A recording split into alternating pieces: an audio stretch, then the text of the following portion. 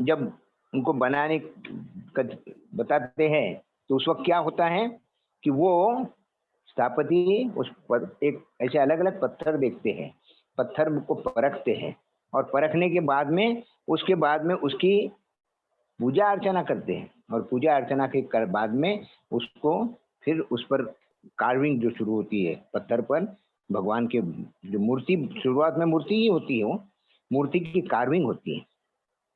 फिर उस मूर्ति को मंदिर में स्थापित किया जाता है और मंदिर में लाने के बाद में उसमें भगवान का आवाहन किया जाता है।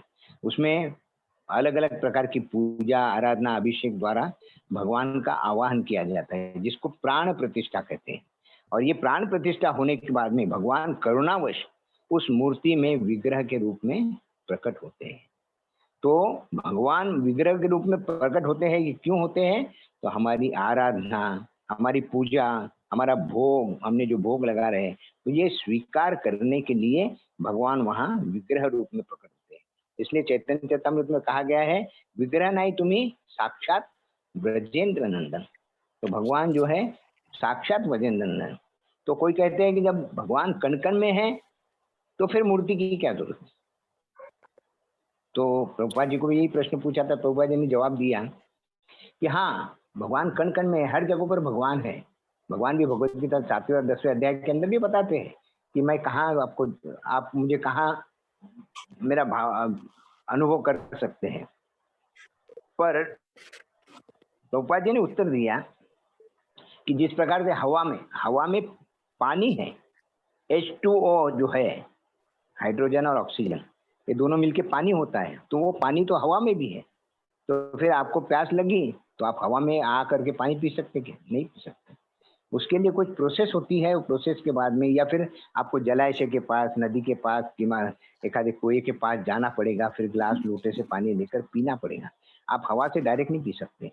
तो उसी प्रकार भगवान भी कण-कण में है, हर जगह पर है, लेकिन उनको महसूस करना है, तो भगवान हम पर कृपा करने के लिए विग्रह के रूप में हमारे सामने उपस्थित होते हैं।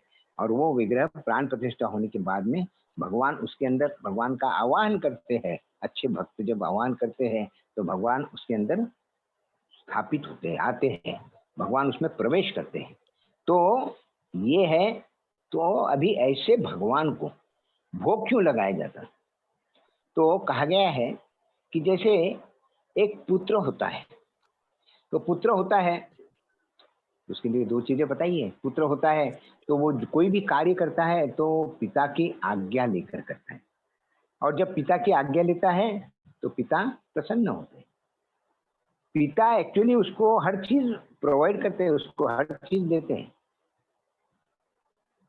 लेकिन फिर भी कुछ भी कार्य करना है तो पिता की आज्ञा लेता है, तो पिता उससे प्रसन्न होते हैं। उसी प्रकार से भगवान की जो है, भगवान को भोग लगाना है, भगवान को भोग लगाने का तरीका क्या है? अच्छा, भगवान को भोग लगाना है तो इसके लिए दूसरी चीज़ एक और बताई है कि जैसे एक आधा पुत्र है,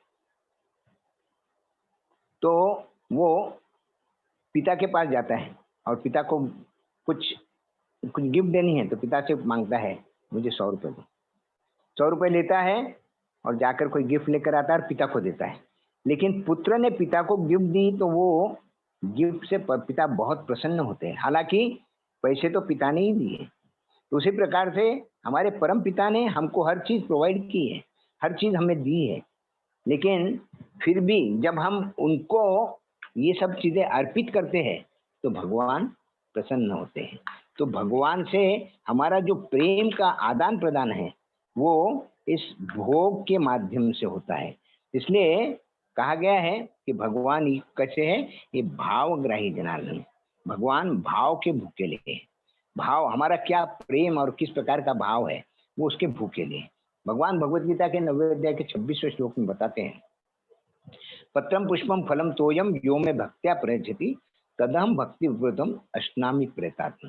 कि भगवान कहते हैं कि मुझे पत्र, पत्ता एखादा, जैसे तुलसी का पत्ता, पुष्प, फूल, फल या पानी, ये मुझे अगर अर्पित करते हो, और कैसे?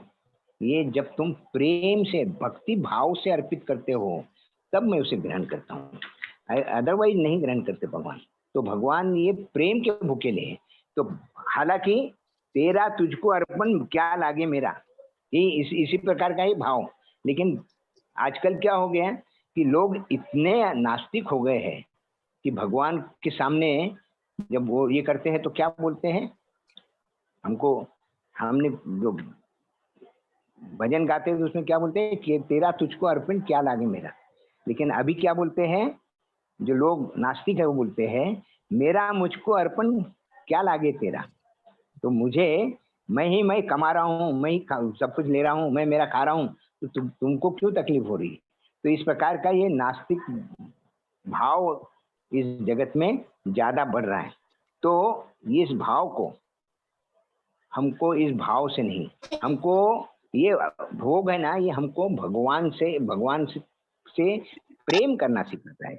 भगवान से एक आदान प्रदान होता है, भगवान से हम जुड़ने, इससे जुड़ जाते हैं।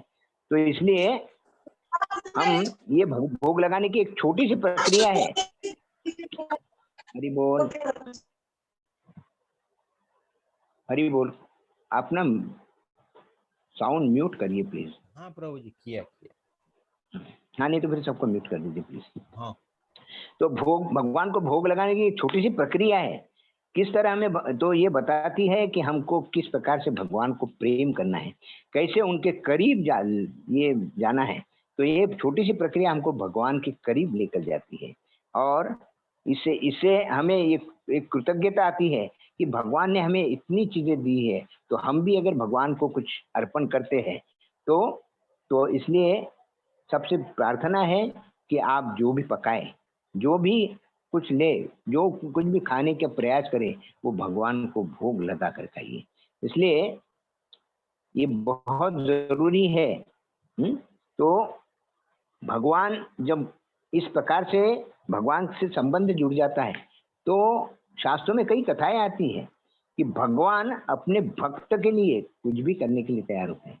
भगवान अपने भक्त के हाथ से भोग भी स्वीकार करते हैं। जैसे चैतन्य चरितामृत में कथा आती है, मुकुंद दत्त थे, उनका एक पुत्र था रघुनंदन। तो मुकुंद दत्त जब बाहर गए तो एक दिन पुत्र को कहा कि भाई बेटा मैं बाहर जा रहा हूँ, तो तुम भगवान को भोग लगाना। तो भगवान को भोग लगाया, लेकिन उसके प्रेम से भगवान ने, ये कथा तो बहुत लंबी है लेकिन मैं शॉर्ट में, हमको आज एक घंटे में सब कुछ निपटाना है। तो हम वो भगवान उसके प्रेम के खातिर भोग खा लेते हैं। तो जब आगे जब चैतन्य मुकुंद दत्त वापस आते हैं, देखते हैं तो भोग बेटे ने खिलाया, तो उनको शंका आती है। तो वो बोलते नहीं, बोले तो हो सकता तूने खा लिए। तो वो बताता है, फिर दूसरे दिन वो उनको फिर से भोग लगाने को बोलते हैं और चुप कर देखते हैं, तो भगवान सही भोग कर खाते हैं। तो फिर उस दिन जब चैतन्य महाप्रभु पूछते हैं उनको कि मुकुंद, हालांकि मुकुंद दत्त का रघुनंदन बेटा था, तो चैतन्य महाप्रभु जी पूछते हैं कि हे मुकुंद, ये रघुनंदन तुम्हारा बेटा है कौन है। तो नहीं, बोले ये रघुनंदन मेरा पिता है, मैं उसका बेटा हूँ। क्योंकि क्या है, उसको भगवान ने साक्षात के दर्शन दिए। उसी प्रकार से भगवान अपने भक्त के लिए कुछ चुराते भी हैं। जैसे खीर चोरा गोपीनाथ, हम रेमुना जो है जगन्नाथपुरी जाते तब रेमुना में चैतन्य गोपीनाथ जी है, उन्होंने अपने भक्त माधवेंद्र पुरी के लिए खीर तक चोरी थी। तो इस प्रकार से इस्कॉन में भी कई उदाहरण है। इस्कॉन में तो कई कई भक्त थे, भक्त बने हैं वो केवल भगवान का प्रसाद ग्रहण करने से। तो अभी ये प्रसाद का मतलब क्या है, तो प्रसाद का मतलब है कि अभी प्रसाद को अगर वर्ड ले तो प्रसाद, प्रभु का साक्षात दर्शन, प्रभु का साक्षात संग, भगवान की ये प्रसाद यानी एक कृपा है। हालांकि बहुत लोग प्रासाद में रहते, प्रासाद यानी राजवाड़े में रहते, बड़े बड़े घरों में रहते हैं, लेकिन वहां भी उनको शांति शुद्ध, ये मन शुद्ध शांत नहीं रहता। तो ऐसे प्रासाद में रहते हुए भी शांत नहीं रहता, प्रसन्नता नहीं रहती।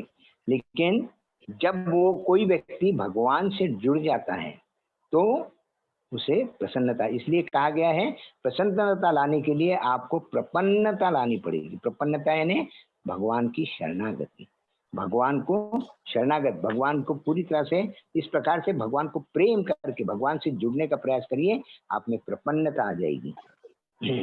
तो ये है तो कहा गया है कि अब ये भोग है, भोग लगाना है। अब हमने देखा है कि भाई भोग लगाना है, तो अभी भोग लगाने की विधि क्या है। हालांकि अभी देखते हैं तो औरंगाबाद में क्या कर रहे हैं, हमारा एक अन्नामृत करके सेंटर है चिकलठाना में, वहां भी हम प्रसाद का वितरण करते हैं। ये भगवान को भोग लगाकर इस प्रसाद का वितरण करते हैं। और रोज हम 45,000 बच्चों को जो खिचड़ी जो महाप्रसाद है ये वितरित करते हैं। लेकिन हम किसी को ये बताते नहीं कि ये महाप्रसाद है, हम तो सिर्फ मिड डे मील के नाम से करते हैं। लेकिन एक्चुअली इस्कॉन में हम लोग ये क्यों कर रहे हैं, हालांकि इसके लिए रोज 1 लाख रुपए रोज का खर्चा है, लेकिन हम करते क्यों हैं, क्योंकि हम चाहते हैं कि ये भगवान का प्रसाद, भले ही वो मुस्लिम हो, क्रिश्चियन हो, नोइंगली अननोइंगली, जाने अनजाने में अगर कोई खा लेता है तो उसकी बुद्धि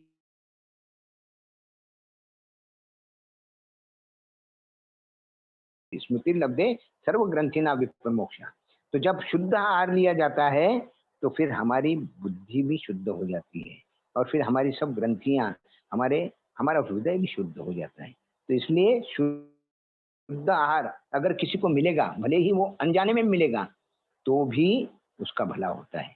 तो ये प्रसाद यानी एक भगवान की कृपा है। और इसको अभी प्रभुपाद जी ने जब इस्कॉन शुरू की थी, यहाँ से हमें भारत से जब अमेरिका गए और अमेरिका में जाकर इस्कॉन की शुरुआत की, तब जो हिप्पी लोग थे उनको कोई इंटरेस्ट नहीं था इसमें।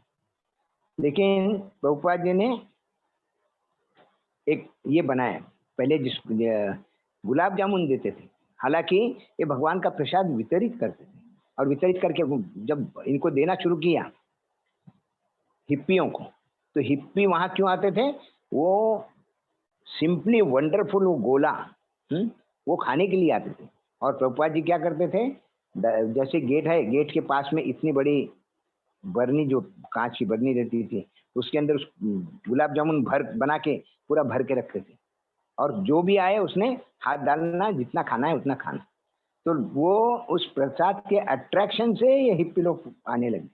और हिप्पी लोग जब, लेकिन बाद में जब जैसे ही शुद्ध भक्त का एसोसिएशन, प्रभुपाद जी का एसोसिएशन हुआ, प्रभुपाद जी से जब जुड़े, तो आगे वो बहुत अच्छे भक्त बन गए। तो इस प्रकार से ये सिंपली वंडरफुल प्रसाद लेकर कई लोगों का जीवन बदल गया है।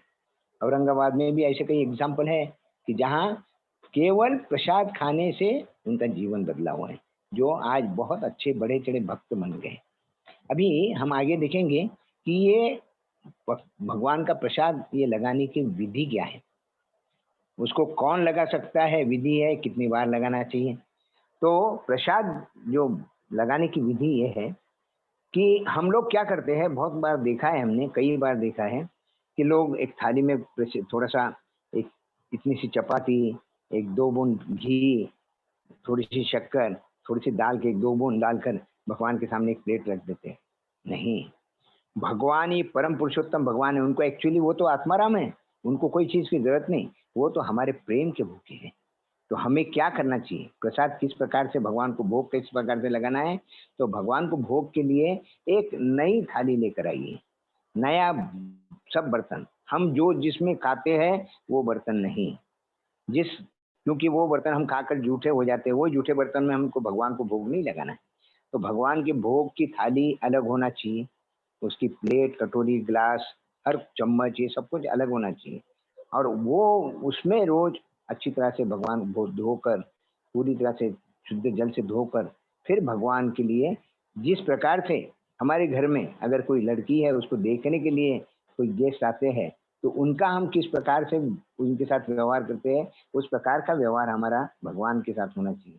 कि भगवान के लिए जब थाली बनाते हैं तो थाली में हर चीज और हर वक्त यही भाव होना चाहिए कि हम जो भी बना रहे हैं ये भगवान की कृपा प्राप्त करने के लिए, भगवान से प्रेम कर रहे हैं इसलिए भगवान के लिए बना रहे, ये भाव से उस थाली को, थाली में सब रखना है, उसमें नमक हर चीज रखना है, जो भी हम बनाते हैं वो रखकर हर चीज पर, मतलब चावल पर, चपाती पर, दाल पर, सब्जी पर, नमक पर, हर जगहों पर, और पानी पर, इस पर एक एक तुलसी का पत्ता रखना है, उसको फिर ढक कर लेकर जाना है। क्योंकि क्या रहता, किसी के और कोई व्यक्ति है वो देखता है, उसकी कुछ खाने की इच्छा हो जाती है, तो वो भाव नहीं होना चाहिए। इसलिए उसको ढककर भगवान के मंदिर तक ले जाते हैं और जब भगवान के सामने रखते हैं तो उसका ऊपर का कपड़ा निकाल कर भगवान के सामने पूरे प्रेम से भगवान से प्रार्थना करते हैं। तो ये प्रार्थना करने की भी एक विधि है। ये विधि कैसी है कि भगवान को उसके ऊपर आज हम आचमनी कर कर हम तो हमारा अपने आप की शुद्धता करते हैं पहले 3 बार आचमनी करके, और फिर भगवान को भोग लगाते हुए उस पर एक बार पानी की आचमनी घुमाते हैं उस भोग पर, और फिर पर्दा लगाकर और घंटी बजाते हुए भगवान से प्रार्थना करते हैं कि हे भगवान, मेरी कोई योग्यता नहीं, मैं तो एक एक बहुत ही क्षुद्र जीव हूँ, तो मेरी कोई योग्यता नहीं, पर मैं पूरे प्रेम से आपको ये अर्पित कर रहा हूँ, कृपया स्वीकार करिए। और उस वक़्त फिर हम कुछ प्रार्थना बोलते हैं।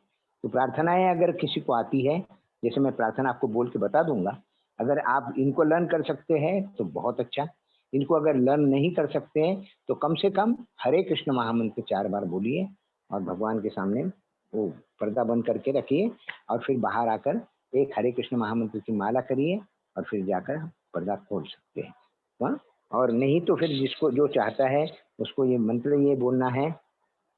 अगर जिसकी दीक्षा हुई है उसको अपने गुरु का मंत्र बोलना है। नमो ओम विष्णुपदाय कृष्ण पृष्ठाय भूतले श्रीमते राधानाथ स्वामी इति नामिने, जो हमारे गुरु का नाम है। फिर नमो ओम विष्णुपदाय कृष्ण पृष्ठाय भूतले श्रीमते भक्ति वेदांत स्वामी इति नामिने, नमस्ते सरस्वती देवी गौरवाणी प्रचारिणे निर्विशेष शून्यवादी पाश्चात्य देश तारिणे। फिर नमो महावदन्याय कृष्ण प्रेम प्रदायते कृष्णाय कृष्ण चैतन्य नामिने गौर कृष्ण नमः। नमो ब्राह्मण देवाय गो ब्राह्मण हिताय च जगत हिताय कृष्णाय गोविंदाय नमो नमः। ये सब मंत्र 3-3 बार बोले जाते हैं। तो पहला मंत्र है अपने गुरुदेव को, तो हम वो जो प्रसाद भोग की प्लेट रखी है वो हम हमारे गुरुदेव के हाथ में दे रहे हैं। फिर गुरुदेव क्या करते हैं, वो अपने गुरु के हाथ में देते हैं। इस प्रकार से गुरु अपने गुरु के इस प्रकार से, क्योंकि भगवान हमको जानते नहीं, लेकिन जो परंपरा में हैं, जो सबसे ऊंचे गुरु होंगे उनको तो भगवान जानते हैं। और फिर ये गुरु परंपरा से हम एक गुरु से अपने अपने गुरु को, हर व्यक्ति अपने अपने गुरु को देता है। तो अंततः फिर बाद में नमो महावदन्य कृष्ण प्रेम प्रदायते, जो फिर बाद में वो चैतन्य महाप्रभु के हाथ में पहुंचते। तो इस प्रकार से ये जो है फिर भगवान जो है नमो ब्राह्मण देवाय गो ब्राह्मण हिताय से जगत हिताय कृष्णाय गोविंदाय नमो नमः। तो इस प्रकार से भगवान तक हम पहुंचाते हैं और पूरे प्रेम से अपने बाग में भगवान को दंडवत करते हैं। एक 5-10 मिनट के बाद में जब हम पर्दा खोलते हैं तो फिर उसमें से भगवान से प्रार्थना प्रार्थना करके भगवान पर्दा खोलते हैं कि हे भगवान, मेरे से कोई त्रुटि हुई तो माफ करना, पर आप ये स्वीकार करिए, मैं आपकी कृपा के लिए और आपकी प्रसन्नता के लिए ये भोग लगाया है, तो ये मुझे प्रसाद आप अर्पण करें।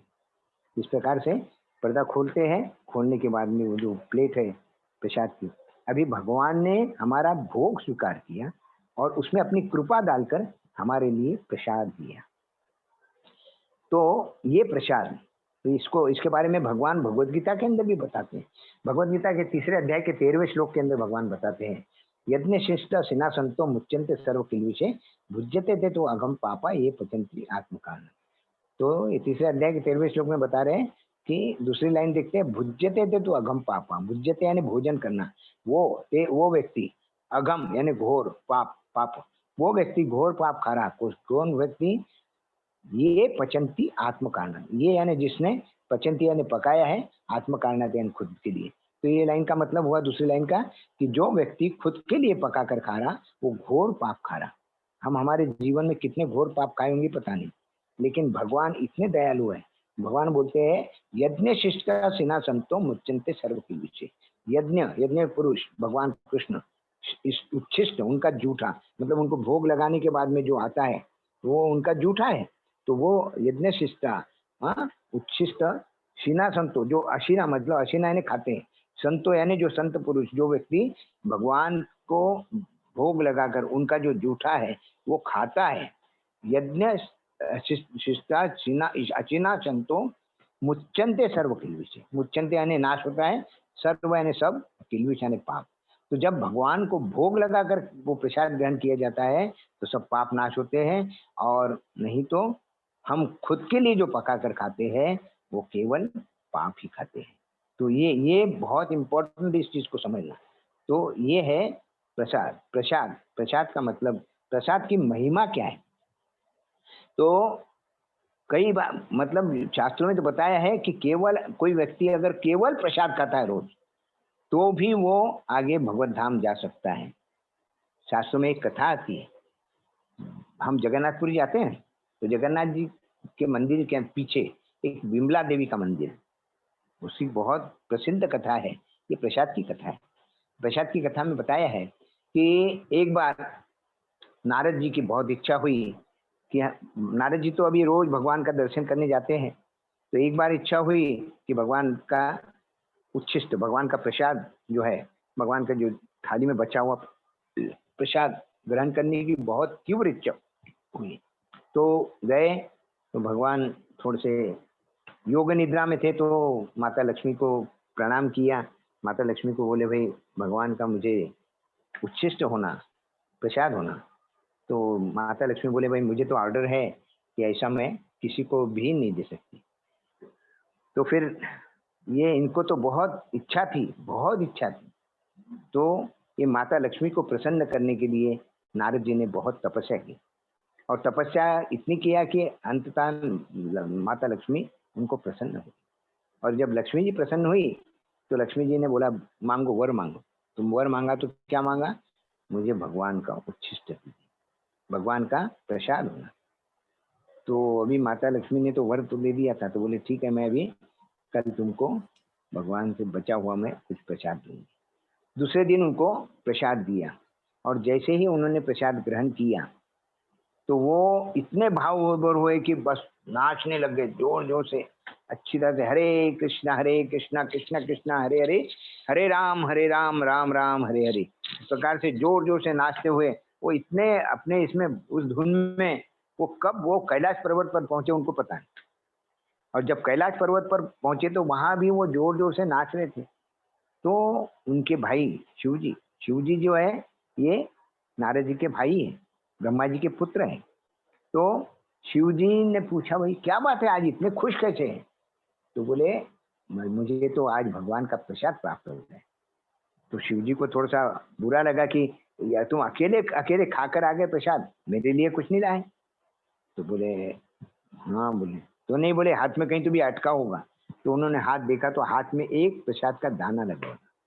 तो वो दाना जो है शिवजी ने ग्रहण किया, और शिवजी ने जैसे ही वो ग्रहण किया तो वो इतना प्रसन्न हो गए, इतना ये नाचने लगे कि वो इस प्रकार से नृत्य करने लगे जैसे तांडव नृत्य। तांडव नृत्य कब होता है? जब इस जगत का संहार होता है उसको। इतने तांडव नृत्य के जैसा वो नृत्य करने लग गए। पार्वती जी सब सब जगत हिलने लग गया। तो पार्वती जी आई, बोले क्या बात है? तो बोले आज तो मैं बहुत प्रसन्न हूँ। तो उनको शांत किया कि ठीक है, नहीं तो ये तो पृथ्वी का संहार हो जाएगा। तो शांत जब हुए तो पार्वती जी ने पूछा बात क्या है, इतने प्रसन्न कैसे? तो बोले आज तो मुझे भगवान का महाप्रसाद मिल गया। तो जैसे ही वो बोले तो बोले मेरे लिए कुछ रखा क्या? पार्वती जी ने बोले अरे बोले मुझे तो जो मिला मैंने खा लिया। तो पार्वती जी को बहुत गुस्सा आया कि पार्वती जी बोले तुम अर्धांगिनी समझते हो और मेरे लिए कुछ नहीं रखा। तो पार्वती जी बोले अब तो मैं तपस्या करूंगी और भगवान का महाप्रसाद प्राप्त करूंगी। तो पार्वती जी तपस्या करने बैठी, बहुत तपस्या की। भगवान नारायण प्रसन्न हुए। भगवान नारायण को बोला वर मांगो। तो बोले अभी मैं इस प्रकार से नहीं कि मैं अकेले के लिए वर मांगू। तो पार्वती जी ने ये वर मांगा कि आप अब जो है, अब मेरे सहित जो भी आपके दर्शन के लिए आएगा हर किसी को आप अपना महाप्रसाद दीजिए। और उसी के कारण आज जगन्नाथपुरी में जगन्नाथ जी को जो भोग लगता है, तो वो भोग लगने के बाद में वो महाप्रसाद सबसे पहले महाप्रसाद, उनके पीछे एक मंदिर है विमला देवी जो पार्वती जी का स्वरूप है। तो विमला देवी के मंदिर में जाता है, विमला देवी को वो भोग प्रसाद अर्पण किया जाता है, और उसके बाद में फिर वो आनंद बाजार में जाकर सब लोगों को वितरित किया जाता है। तो ये बहुत इंपॉर्टेंट है कि ये प्रसाद इस प्रकार से आज जो जगन्नाथपुरी में प्रसाद है वो डायरेक्ट भगवान का मिल रहा, ये हमको विमला देवी की कृपा है, उनके कारण। हरि हरि बोल।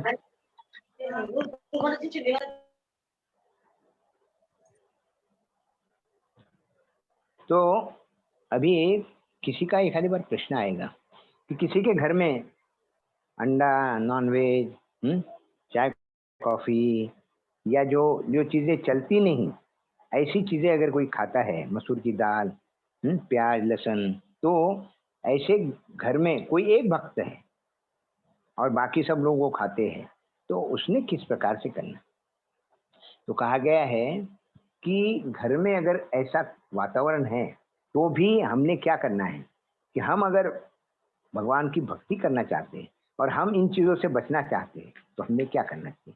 तो हमने वहाँ क्या करना है कि घर में दूध आता है, दूध का भोग लगाइए, उसमें तुलसी पत्ता डाल कर भोग लगाइए, और दूध जो बाकी लोग नॉन वेज खाने वाले हैं उनको भी अननोइंगली वो दूध दीजिए, मतलब उनको भी प्रसाद मिल रहा है। पानी है, पानी का भोग लगाइए। फल आ रहे हैं, फलों का भोग लगा सकते हैं। चावल बनाया, चावल का भोग लगा सकते हैं। इस प्रकार से जो चीजें भगवान को चलती है, ऐसी चीजों का हम भगवान को भोग लगाकर भगवान को हम अर्पित कर सकते हैं। इसलिए भगवान भी बोलते हैं कि ये बहुत इम्पोर्टेंट है। भगवान बोलते हैं पत्रम पुष्पम फलम तोयम यो में भक्त्या, भक्ति के कारण, भक्ति से अगर कोई देता है तो ये मैं ग्रहण करता हूँ। और जब इस प्रकार से अननोइंगली भी जो लोग नहीं चाहते, ऐसे लोगों को भी अननोइंगली दिया जाएगा, तो फिर भगवान बोलते हैं ददामी बुद्धि योगम तम ये न मामुपयन। तो ऐसे व्यक्तियों को फिर वो बुद्धि में चेंज आ जाता है और वो आगे सब कुछ खाना बंद करके भगवान के भक्त बन जाते हैं। इस्कॉन में ऐसे कई उदाहरण हैं। जो अमेरिकन, यूरोपियन जो हमारे इस्कॉन के भक्त है, वो पहले तो पूरा नॉन वेज और सब गंदे काम करते थे, लेकिन आज वो इतने शुद्ध वैष्णव बन गए कि वो प्याज लहसुन तक नहीं खाते। तो ये बहुत इम्पोर्टेंट है। तो इसलिए शास्त्रों में कहा गया है कि जैसा अन्न वैसा मन। तो इसलिए चैतन्य चरितामृत में श्लोक आता है, विषयी अन्न खाइले मलिन होइल मन नहीं कृष्ण स्मरण। तो ये जो है भगवान को जो अन्न है वो अगर भोग लगाकर या प्रसाद ग्रहण नहीं किया तो हमारा मन मलिन होगा, और मलिन मन होगा तो हमको कभी भगवान का स्मरण नहीं होगा। तो ये बहुत इंपॉर्टेंट समझना कि भगवान का स्मरण करने के लिए, भगवान से जुड़ने के लिए हमको भगवान का प्रसाद ही खाना चाहिए। अभी एक प्रश्न रह गया कि अगर ये कितनी बार भोग लगाना है। तो कहा गया है जितनी बार आप खाते हो उसके पहले भगवान को भोग लगाकर ही खाना है, भगवान का प्रसाद ही खाना है। कौन भोग लगा सकता है? जो भी भगवान से जुड़ना चाहता है, भगवान से प्रेम करता है, वो भोग लगा सकता है। और लगाते वक्त हमारा भाव क्या होना चाहिए? हमारा भाव एक कृतज्ञता का भाव होना चाहिए कि हे भगवान, आपने हमें इतनी सारी चीजें दी है। जैसे परसों एक व्हाट्सएप पर एक मैसेज था, शायद मैंने पिछले वक्त भी बोला था, पता याद नहीं मुझे, कि एक 93 साल का एक बूढ़ा व्यक्ति, उसको कोरोना हो गया, हॉस्पिटल में एडमिट था और हॉस्पिटल में अच्छा हो गया। उसका बिल आया, हॉस्पिटल ने उसको बिल दिया, बिल उसने पेमेंट कर दिया, और बिल पेमेंट करके वो बाहर आ रहा था, उतने में वार्ड बॉय आया पीछे से और उसको आवाज दे रहा, अरे प्रभु जी रुको रुको। बोले क्या बात है? बोले आपकी एक बिल बाकी रह गया। तो बोले क्या चीज का बाकी? तो बोले आपको वेंटिलेटर लगाया था, तो एक दिन जो ऑक्सीजन लगाया था वो ऑक्सीजन का ये 500 रुपये बिल है। तो अभी जैसे ही उसने बोला तो ये बूढ़ा जोर जोर से रोने लग गया। तो वो वार्ड में बोला, अरे इतना रोने, आपने तो अभी तो 2 लाख रुपए का बिल दिया, अभी 500 रुपए के बिल के लिए इतना क्यों रो रहे? तो बोले नहीं, मुझे वो बिल के लिए रोना नहीं आ रहा, मुझे ये लग रहा है कि आज एक दिन का आपने ऑक्सीजन लगाया, उसके लिए मेरे को 500 रुपये बिल लगाया, बिल हुआ, तो भगवान तो मुझे 93 साल से भगवान मुझे ऑक्सीजन दे रहे, भगवान मुझे पानी दे रहे, भगवान मुझे हर चीज दे रहे, और भगवान ने आज तक बिल नहीं लगाया। तो मैं कितना भगवान का कृतज्ञ होना चाहिए। ये सोच कर ही मुझे बहुत रोना आ रहा है। तो ये हमारा भाव होना चाहिए भगवान के प्रति। तो ये इस भाव से अगर हम भगवान को ये करेंगे तो हमारा भगवान के लिए तो इसलिए कहा गया है कि ये भोग लगाने की एकदम छोटी सी प्रक्रिया है, लेकिन इससे हम भगवान के बहुत निकट आ जाते हैं कि भगवान का प्रसाद आया तो प्रसाद को ग्रहण करने की क्या विधि है। मतलब एक भगवान को तो श्रीमद् चैतन्य चरितामृत में एक श्लोक आता है, जब सार्वभौम भट्टाचार्य, ये मायावादी थे, सन्यासी थे, मायावादी थे, मायावादी सन्यासी नहीं थे, मायावादी गृहस्थ थे, लेकिन मायावाद में बहुत बड़े चढ़े थे। और जब चैतन्य महाप्रभु से मुलाकात हुई तो मायावाद में तो बताया है कि बिल्कुल बहुत ही प्रिंसिपल से रहते वो लोग, नहाए धोए बगैर कुछ भी करने का नहीं, इतना क्लियर एकदम।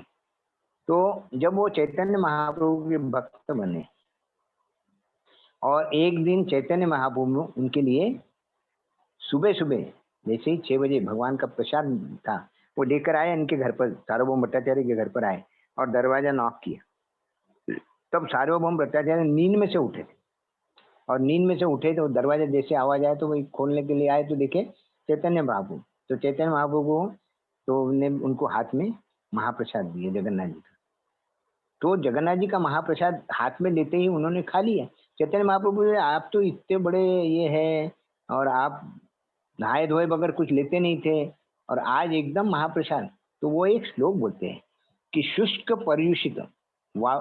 पर्युषित वापी नीतम व दूर देशतः प्राप्ति मात्रेण भोक्तव्यम नात्र काल विचारण। वो बोले कि भगवान का प्रसाद है, ये भगवान का प्रसाद, ये भले ही सूखा हो, थोड़ा सा एक दिन पहला अगर बनाया हुआ हो या फिर जैसे इधर उधर रखा हुआ हो, तो भी इसको क्या करना है कि या दूर देश से कहीं से लाया हुआ, जैसे हमारे यहाँ भी आता है बालाजी से महाप्रसाद आता है, वृंदावन से महाप्रसाद आता है, जगन्नाथपुरी से महाप्रसाद आता है।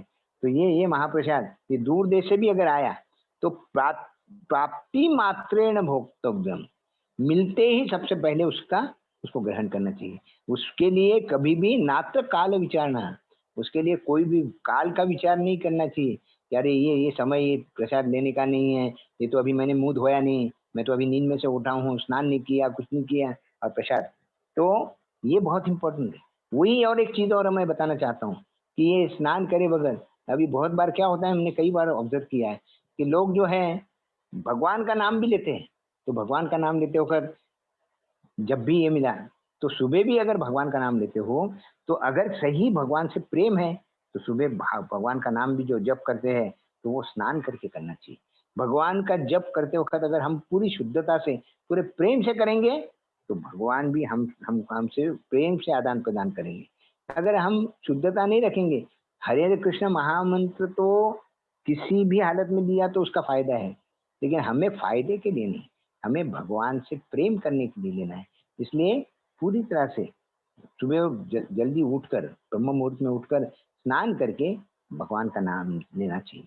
तो ये है ये प्रसाद के बारे में। अभी अगला विषय था कि प्रभुपाद जी की पुस्तकें पढ़ना। तो ये जो है ग्रंथ क्यों पढ़ना चाहिए, ग्रंथ पढ़ना क्यों जरूरी है, और फिर आगे हम विचार करेंगे कि प्रभुपाद जी के ने जो दिए है वही ग्रंथ क्यों पढ़ना चाहिए। तो हमें अगर कोई चीज सीखनी है तो उसे पूरे मनोवेग से पढ़ना चाहिए।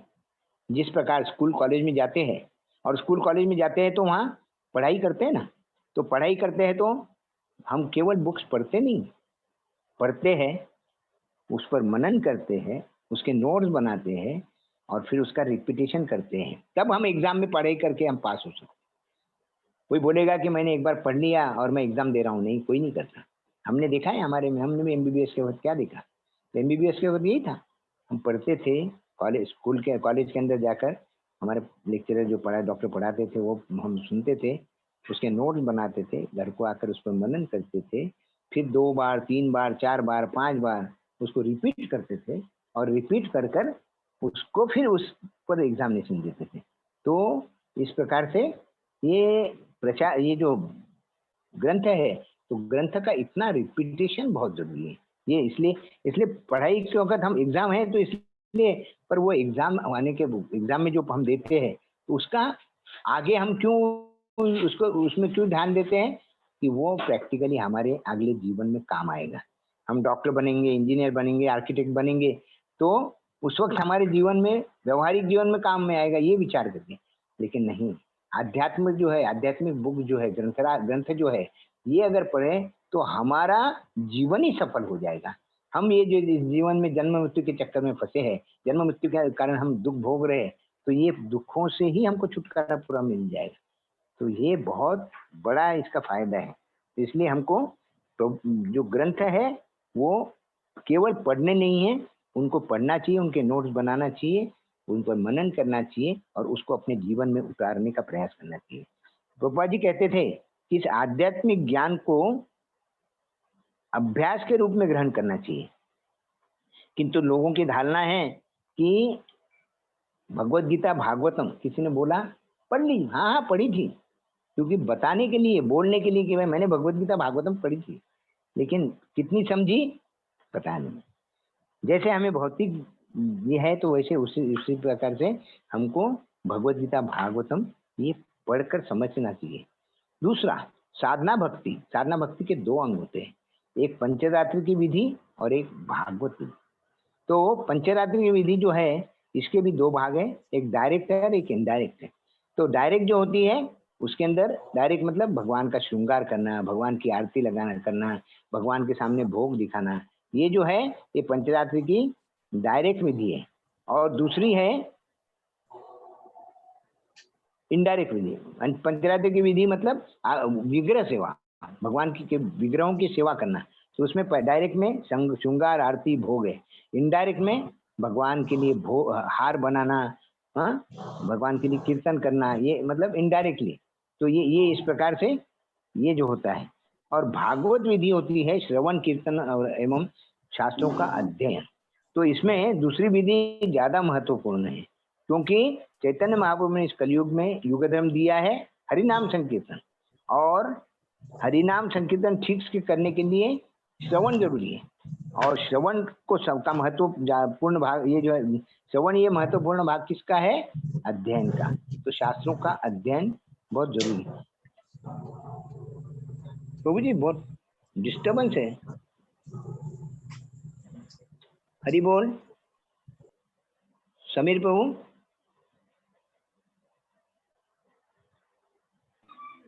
तो ये बहुत इंपॉर्टेंट है। प्रभुपाद जी ने इसलिए कहा गया है कि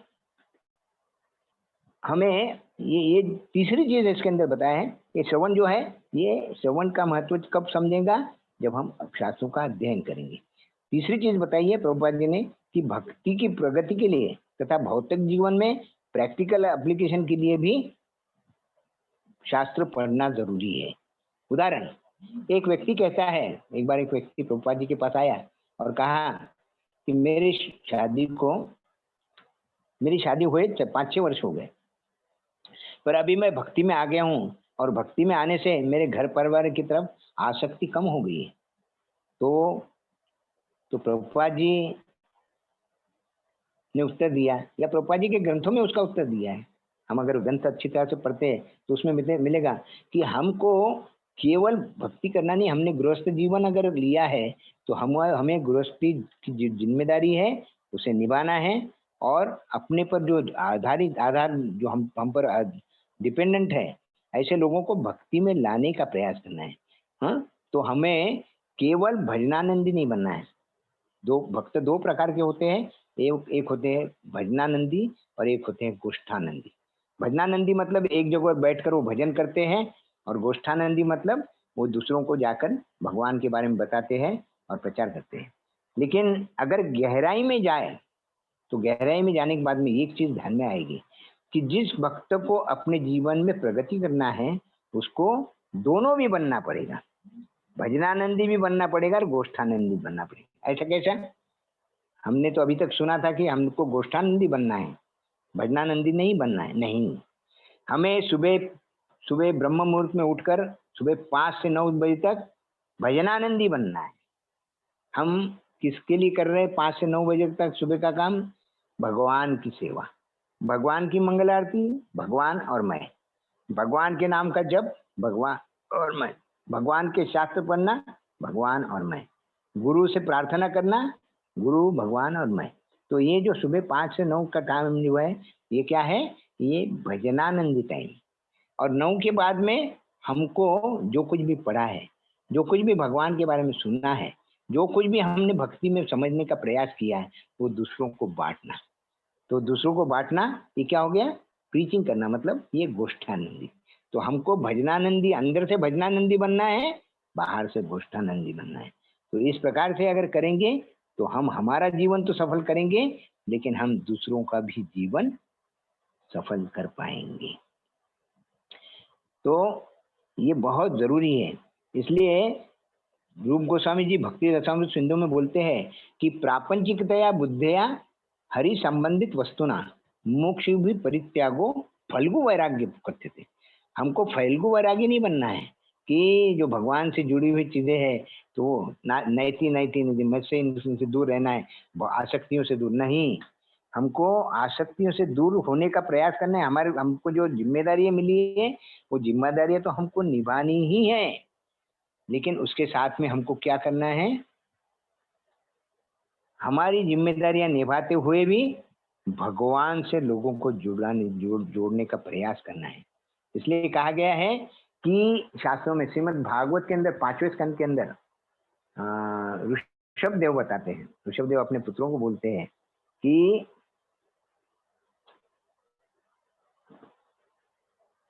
गुरु न सस्यात, देवो न सस्यात, पिता न सस्यात, जननी न सस्यात, बंधु न सस्यात, स्वजनों न सस्यात, न मोचयेत संपेत मृत्यु। हमको पिता बनने का, माता बनने का, गुरु बनने का, भाई बनने का, मित्र बनने का, पति बनने का, पत्नी बनने का तब तक अधिकार नहीं, तब तक अधिकार नहीं जब तक हम पर जो डिपेंडेंट है, जो लोग हम पर आश्रित है, ऐसे लोगों को हम न मोचयेत संपेत मृत्यु, उनको जन्म मृत्यु के चक्कर से अगर बाहर नहीं निकाल सकते, तो हमको माता पिता, भाई बहन, पति पत्नी ये बनने का कोई अधिकार, गुरु बनने का भी अधिकार नहीं। तो कहने का मतलब ये शास्त्र क्या बताते हैं कि हमको हमारा भी भला करना है और हम पर जो डिपेंडेंट, हम पर आश्रित है, उनका भी भला करना है। इसलिए चैतन्य चेतामृत में कहा गया है, भारत भूमि ते है मनुष्य जन्म यार, जन्म सार्थक करी कर पर उपकार। कि भारत भूमि में हमको जन्म मिला है, तो ये जन्म कैसा है? ये बहुत बड़ी मुश्किल से हमको भारत भूमि में जन्म मिला है। तो इसमें जन्म मिलने के बाद में इसको क्या करना है? जन्म सार्थक करी। हमको हमारा जीवन सार्थक करना है और कर पर उपकार, फिर दूसरों पर उपकार करना है। तो मतलब हमको हमारा जीवन सार्थक कब करेंगे? जब भजनानंदी बनेंगे। और पर उपकार कब करेंगे? जब गोष्ठानंदी बनेंगे। तो हमको भजनानंदी और गोष्ठानंदी दोनों भी बनना है। इसलिए चैतन्य महाप्रभु की लीला के अंदर आता है कि एक जब चैतन्य महाप्रभु जब कुरुक्षेत्र में गए तो ब्राह्मण सब कुछ छोड़कर उनके पीछे पीछे उनके साथ आना चाहता था, पर चैतन्य महाप्रभु ने बोला नहीं। वैसे ही वेंकट भट्ट के घर पर भी 4 दिन 4 महीने भगवान रहे। उनका पुत्र जो है गोपाल भट्ट, तो जैसे ही चैतन्य महाप्रभु जाने लगे तो गोपाल भट्ट बोले मैं तो तुम्हारे साथ आना चाहता हूँ।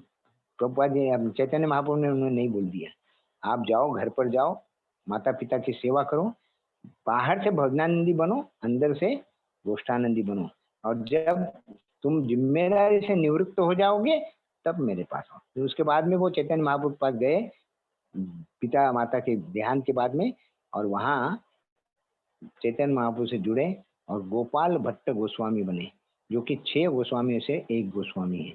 तो कहने का मतलब ये बहुत जरूरी है। इसलिए अंत में एक और चीज बताना चाहता हूँ, इसलिए हमें दृढ़तापूर्वक ग्रंथों का अध्ययन करने से ही भक्ति में प्रगति निश्चित है। नहीं तो मंदिर में आना, सेवा करना, शू स्टॉल की, बुक स्टॉल की सेवा आदि केवल दिखावे के लिए एक आधे क्लब में के मेंबरशिप के जैसा हो जाएगा। तो हमको क्लब की मेंबरशिप के जैसा नहीं बनना है। हमको क्या करना है? हमको भक्ति में प्रगति के लिए कार्य करना है, भगवान से जुड़ने का, भगवान से प्रेम करने के लिए। इसलिए शास्त्रों को समझने के लिए, शास्त्रों के मर्म को समझने के लिए के भी ग्रंथों का अध्ययन जरूरी है। और प्रभुपाद जी की पुस्तकों में कृष्ण भावनामृत का तत्व ज्ञान पूरी तरह से दिया है। तो ये हुआ। अभी भगवद गीता यथारूप, भगवद गीता यथारूप जो चैतन्य प्रभुपाद जी ने जिसका जो भाषांतर किया, जिसको ये तो इसको क्यों पढ़ना है, इसके बारे में भी हम थोड़ा सा 5 मिनट में चर्चा करेंगे। तो भगवद गीता यथारूप, भगवद गीता के कई लोगों ने संस्करण लिखे हैं। करीब करीब कहा गया है कि 729 लोगों ने भगवद गीता पर टीकाएं लिखी है। लेकिन हर किसी ने टीका क्या लिखी है, इस श्लोक का, भगवद गीता के हर एक श्लोक को लिया, श्लोक पर टीका लिखी है। लेकिन क्या लिखा है, इस श्लोक का अर्थ मुझे, मेरे हिसाब से मुझे क्या लगता है। और हर किसी को, हर किसी का परसेप्शन अलग है, हर किसी का दिमाग अलग अलग है, तो हर किसी को उसका मीनिंग अलग लगेगा। तो हर किसी ने अपने अपने दिमाग से, अपने हिसाब से उसका मीनिंग निकाला है। प्रभुपाद जी ने भी भगवद गीता पर टीका लिखी, लेकिन प्रभुपाद जी क्या कहते हैं, मैंने टीका इसलिए ये नहीं लिखी कि मुझे क्या लगता है, उसमें मैं ये विचार करके लिखा कि भगवान इस श्लोक के माध्यम से हमको क्या बताना चाहते हैं। और ये जब उन्होंने लिखा, तो आज भगवद गीता यथारूप जैसी आहे तसी एज इट इज, ये जगत के अंदर सबसे ज्यादा लोगों में प्रचलित है। ज्यादा से ज्यादा लोग भगवद गीता यथारूप ही पढ़ रहे हैं। तो ये भगवद गीता, सबसे बड़ी बात क्या है कि भगवद गीता यथारूप ये क्यों, कैसे है, ये गुरु शिष्य परंपरा में आई है। गुरु शिष्य परंपरा मतलब गुरु ने शिष्य को ज्ञान दिया, शिष्य ने उसके शिष्य को, इस प्रकार से परंपरा में आई। जैसे भगवान भगवद गीता में बताते हैं 4थे अध्याय के 2 श्लोक में, एवं परंपरा प्राप्तम एवं राजस्योदो काले नेह महता योगो नष्टा परंत। तो ये परंपरा में आई है। और ये भगवद गीता का संस्करण जो है, ये जो प्रभुपाद जी ने हमको दिया है, वो ये संपूर्ण संस्करण, संपूर्ण संस्करण मतलब कैसा, हर एक शब्द का शब्दार्थ, उस श्लोक का अनुवाद, उस श्लोक को कैसे पढ़ना, ये शब्दार्थ से हम पढ़ सकते, कितना भी हार्ड कैसा भी श्लोक हो, तो हम शब्दार्थ तोड़कर ऐसा दिया है कि उस श्लोक को हम पढ़ सकते हैं। उसका अनुवाद और उसके आगे उस पर तात्पर्य दिया। तात्पर्य इसलिए दिया है कि हर एक श्लोक को, क्योंकि भगवान क्या कहना चाहते हैं ये श्लोक के अनुवाद में है, लेकिन तात्पर्य में प्रभुपाद जी ने हमको ये क्लियर किया कि इस श्लोक को हम हमारे जीवन में किस प्रकार से उतार सकते हैं। जब तक हम वो श्लोक को उतारने का की चीज नहीं समझ पाएंगे, तो केवल श्लोक और उसका अर्थ, तो आप कई भगवद गीता ले लो, गीता प्रेस गौरव भगवद गीता है, उसका श्लोक का अर्थ दिया है, लेकिन उसको हम कई बार पढ़ने के बाद में भी उसको हम समझ नहीं पा रहे, अपने जीवन में उतार नहीं पा रहे। तो वो क्योंकि क्या है, उसको उसका भाव ही हम समझ नहीं पाए। लेकिन प्रभुपाद जी ने हमको ये इतना सिंपल करके दिया कि ये शब्दार्थ भी दे दिया, अनुवाद भी दे दिया, अपने जीवन में किस प्रकार से उतारना है ये तात्पर्य भी दे दिया। तो ये इसलिए ये भगवद गीता हमको बहुत जरूरी है। तो प्रभुपाद जी ने ये केवल भगवद गीता ही नहीं, भागवतम, चैतन्य चरितम और ऐसे अनेक 80 ग्रंथ लिखे हैं। और उन ग्रंथों का हर एक के अंदर हमको किस प्रकार से अपने जीवन में उतारना है ये समझा है। और तीसरी चीज, ये प्रभुपाद जी स्वयं एक बहुत बड़े भक्त थे, भक्त तथा आचार्य। इन्होंने अपने जीवन में भगवान का जो, भगवान से जुड़ने का जो भाव है, वो भाव हमारे सामने प्रस्तुत किया है। तो उन्होंने जो भाव अनुभव किया था वो हमारे सामने प्रस्तुत किया है। इसलिए हम जब ये भगवद गीता, भागवतम, ये चैतन्य चरितम, ये प्रभुपाद जी ने दी हुई पढ़ेंगे, तो क्या होगा, हमारे में भी वो भाव आएगा। तो इस प्रकार से जब हम हर इन चीजों को समझते हैं, तो फिर हम भगवद गीता को अच्छी तरह से समझ पाएंगे।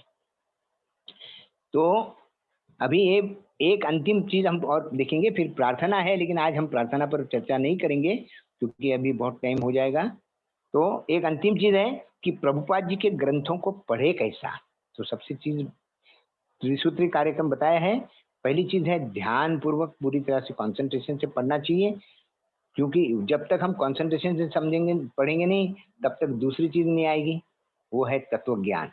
शास्त्रों, भैया हमारा भगवान से क्या संबंध है, भगवान हमसे क्या चाहते हैं, हमने भगवान के लिए क्या करना चाहिए, किस प्रकार से भोग लगाना चाहिए, किस प्रकार से भगवान की सेवा करना चाहिए, किस प्रकार से भक्ति करना चाहिए, किस प्रकार से भगवान का नाम लेना चाहिए, ये सब शास्त्रों में दिया है। और ये जो शास्त्र है, ये हमारे जीवन के लिए एक प्रकार के मार्गदर्शक बन जाते हैं। प्रैक्टिकल एप्लीकेशन हमको देते हैं। तो ये 3 चीज़ें जो है, ये भगवत प्रभुपाद जी के ग्रंथ पढ़ने से हमको मिलती है। पहली चीज़ है ध्यानपूर्वक पढ़ना, उसके उससे तत्वज्ञान समझ में आएगा और फिर वो हमारे जीवन में, हमारे जीवन को चलाने के लिए मार्गदर्शक बनते हैं। तो यहाँ हम रुकेंगे। अभी इसके आगे कुछ क्वेश्चन आंसर देंगे। अभी अगला एक विषय था जो प्रार्थना था, तो प्रार्थना हम अगले वक्त देखेंगे। ठीक है? तो हरे कृष्ण। हरे कृष्णा प्रभु जी। हरे कृष्ण। माला प्रश्न है कि जब हम हमारे घर में स्त्रियां जो है रहती है, उनको पीरियड्स आते हैं, तो वो टाइम हाँ। पे कैसे भोग लगाए जाए? हाँ, ये बहुत अच्छा प्रश्न है माता जी। सबसे बड़ी बात क्या है कि स्त्रियों को जो 4 दिन का पीरियड का टाइम रहता है, उस पीरियड में भोग लगाना मतलब भगवान से तो हम टच नहीं करते, तो फिर ऐसे वक़्त क्या करना है? तो हमारे शास्त्रों में बताया है और प्रभुपाद जी को भी ये प्रश्न पूछा गया, तो प्रभुपाद जी ने यही उत्तर दिया था कि अपने गुरु को भोग लगाइए। गुरु के सामने प्लेट रखिए, गुरु उसको शुद्ध करके भगवान तक पहुँचाएँगे। तो हमको क्या करना है, जब ऐसा अगर घर में दूसरा कोई व्यक्ति है तो हमने टच नहीं करना है, उनसे करवाना है। लेकिन अगर ये प्रैक्टिकेबल नहीं होता है और ऐसी परिस्थिति आ जाती है कि हमारे सिवा और कोई करने वाला है ही नहीं घर में, जैसे आजकल न्यूक्लियर फैमिली है, 2 ही लोग रहते हैं, तो बहुत बार ये प्रॉब्लम आ जाता है। तो ऐसे वक़्त कहा गया है कि हमको गुरु के सामने भोग लगाना चाहिए और गुरु जैसे प्रभुपाद जी के जो भी फोटो हो, प्रभुपाद जी की मूर्ति हो, उनके सामने भोग लगा दीजिए, प्रभुपाद जी उसको भगवान तक पहुंचा देंगे। मतलब प्रभुपाद जी अपने हाथ शुद्ध कर कमलों से भगवान तक पहुंचाएंगे, हमारी जिम्मेदारी नहीं होती। तो इसलिए प्रभुपाद जी को भोग लगाते हैं 4 दिन, बाकी तो फिर हर वक्त भगवान को। तो सूतक में भी जब भगवान से जुड़ टच नहीं करना है, तो ऐसे वक्त हम प्रभुपाद जी को भोग लगाते हैं। हरे कृष्ण। प्रभु जी। हेलो। हरे कृष्ण प्रभु जी। हरे कृष्ण। हरे कृष्ण। प्रभु जी, हाँ मेरा हाँ। एक प्रश्न था कि अभी जैसे आपने बताया सूतक के अंदर हमने भगवान की पूजा नहीं करना चाहिए, भोग नहीं लगाना चाहिए, तो कोई ऐसा क्या लॉजिक क्या है, पूजा क्यों नहीं करना चाहिए, भोग क्यों नहीं लगाना चाहिए? वेरी गुड, बहुत अच्छा प्रश्न है प्रभु जी। आपके प्रश्न बहुत अच्छे होते हैं और प्रश्नों के उत्तर तो आपको सब मालूम रहते हैं प्रभु जी। नहीं प्रभु जी। तो ये जो है दोनों टाइम ना, पे ये सूतक जो दोनों टाइम पे एक्चुअली किसका बर्थ होता है उस टाइम पे भी सूतक लगता है या हाँ, किसी बर्थ की होता है और डेथ होती है। तो शास्त्रों में कहा गया है कि जब जन्म जन्म होता है या मृत्यु होती है, तो जो जो जीव होता है मतलब जो आत्मा होती है, तो वो आत्मा 12 दिन तक उस जगह से जाती नहीं। 12 दिन तक उसी एरिया में वहाँ ही घूमते रहती है मृत्यु होने के बाद में। और जन्म होने तक, जो जन्म लेने के बाद में भी वो आत्मा जो आती है, तो वो जन्म, वो जो पहले जो शरीर में आत्मा थी, वो आत्मा ही अभी उसके शरीर में भले ही आ गई है, लेकिन अभी तक उस भाव में है। तो इसलिए क्या है कि ये भाव होने के कारण क्या कहा गया है कि उसके अंदर वो जो शुद्धता नहीं है, वो जो शुद्धता अभी अभी हमसे जुड़ने, अभी जैसे हमारे परिवार में आ गया है, तो ये परिवार की जो शुद्धता है वो अभी तक नहीं आई, क्योंकि अभी पिछले जन्म में पता नहीं क्या था, पता नहीं वो मच्छर था, डुक्कर था या कुत्ता था, पता नहीं हमको। तो उसको वो इस जन्म में आया है, तो अभी तक वो शुद्ध नहीं हुआ। या फिर जिस व्यक्ति की मृत्यु हुई है, तो वो मृत्यु हुई तो उसकी आत्मा अभी भी यहाँ भटक रही है। तो हम ये देखते हैं कि जब जब इस प्रकार का होता है भाव, तो भगवान एक परम शुद्ध भगवान है, तो उनसे हम टच नहीं करते ऐसे वक्त। कहा गया है कि ऐसे वक्त टच करना मतलब क्या है कि हमारी अशुद्धता भगवान तक पहुंचाना है। तो हम यहाँ तक हम भगवान की भक्ति करते हैं, भगवान की जब सेवा करते हैं, तो हमारा टच भी अगर हमारे कपड़ों को लग गया है तो हम हाथ धोते हैं, अपने आप को शुद्ध करते हैं। सुबह उठने के बाद में स्नान करके शरीर को बाहर से, शरीर को अंदर से आचमनी करके शुद्ध करते हैं। इस प्रकार से शुद्ध करने के बाद में हम अंदर जाते हैं। तो जब हमारे रिश्ते में या कोई होता है, किसी की मृत्यु होती है या किसी के घर में जन्म होता है, तो हम, हमारा पूरा परिवार अभी परिवार के अंदर वो व्यक्ति आया है तो जो उसका पिछला ये मालूम नहीं, तो इसलिए इसके अंदर कहा गया है कि ये जात कर्म कुछ संस्कार होते हैं, और जो संस्कार होते हैं तो वो संस्कार उसको उसका प्यूरिफिकेशन करते हैं। इसलिए वो 12वें दिन जिसको बोलते हैं नहावन होता है, तो वो होता था, तो उसके कारण क्या है कि अभी वो उसको पूरी तरह से शुद्ध कर दिया। अब इसके बाद में आप भगवान से जुड़ सकते हैं। तो this is a common reason, ऐसा इस प्रकार का जो मेरे पढ़ने में आया है, इतना ही पढ़ा हुआ है मैं, तो ये मैं इसके बारे में इतना बता सकता हूँ। और भी परफेक्ट है गहरा प्रभु हो, नहीं मैं और भी गहरा हो तो मैं किसी को पूछ कर बता सकूंगा। जी, प्रभु जी, एकदम परफेक्ट है। बट प्रभु जी अपन भोग तो लगा सकते हैं ना भगवान को उस पीरियड के अंदर? भोग हम टच नहीं करते ना, तो नहीं, भोग बट भी नहीं सामने लगाते। भोग लगाते हैं, सामने रख सकते हैं भोग भगवान को? नहीं, नहीं। नहीं रखते। गुरु गुरु हाँ, हमारा एकदम ब्लड रिलेशन है तो नहीं, अगर दूर का रिलेशन है तो हम रखते हैं, लेकिन ब्लड रिलेशन है तो फिर नहीं रखते ऐसा। प्रभुपाद जी और भगवान जी आजू बाजू में हैं, तो हम प्रभुपाद को सर्व कर सकते हैं ना? हाँ, प्रभुपाद जी को तो लगाते ही है, प्रभुपाद जी को हम भोग लगाते ही है, वो 10-12 दिन जो भी है प्रभुपाद जी को लगाते ही है।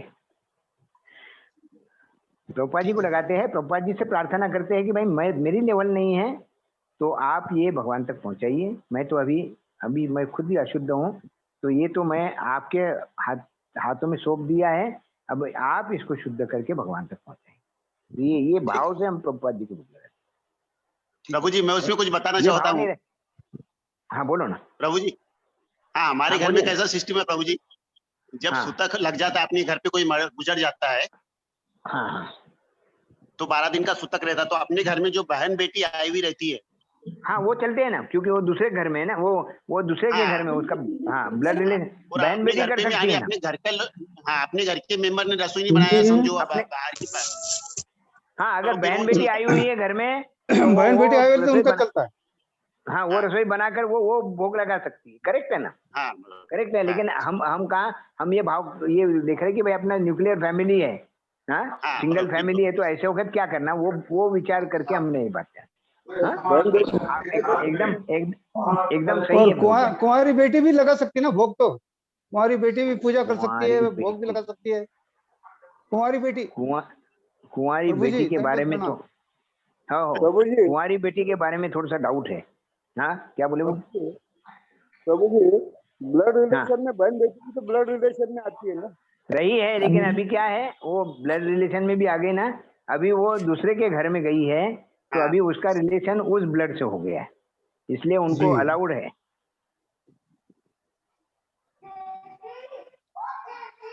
प्रभु जी अब मेरे को एक पूछना है। हाँ अपन जैसे अब हम बोलते हैं कि भाई हमने भगवत शास्त्र पढ़ना चाहिए, भागवतम है, भागवत गीता है, हाँ तो अपने अब जैसे कैसा भाई, यानी अब जो भगवत गीता पढ़ना है अपने को, तो रोज कितना पढ़ना चाहिए, ऐसा कुछ सिस्टम बताए भाई क्या प्रभुपाद? देखिए प्रभु जी, भगवत गीता कितनी पढ़नी चाहिए इसकी कोई सिस्टम नहीं बताई है, इतना जरूर बताया है कि आप जो भी पढ़ते हो पूरे ध्यान से पढ़ो और उसको उस पर मनन करके उसको अपने जीवन में उतारने का प्रयास करो।